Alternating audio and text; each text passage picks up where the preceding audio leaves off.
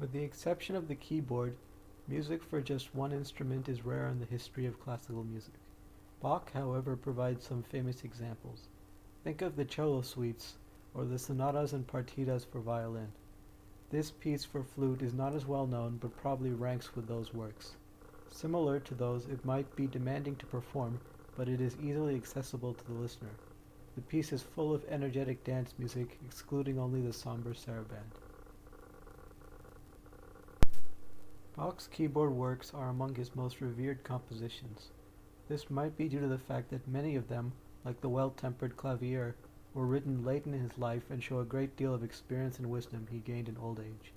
The 7 toccatas for harpsichord, however, were written early and show him still learning how to master his style. My favorite among them is the final one in E minor.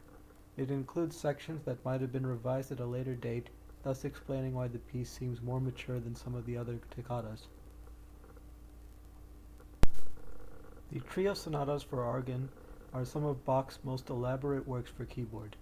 In theory, they could be played by 3 separate instruments, but instead the organ takes over all the parts. It's a surprise to think that these works were written in part for educational purposes because the music is so moving. Just listen to the second movement. It is like other Bach slow movements that are in a minor key. For contrast comes the final movement, which ends the piece in a more joyful mood, but still deep in meaning. Bach wrote several concertos for multiple keyboard instruments. Scholars believe that many of them were actually transcriptions for other instruments. In the case here, there is a popular version of the piece for oboe and violin. Either way you hear it, the impact of Bach's melodic gifts come through. The second movement, for example, is like a beautiful duet for the 2 instruments.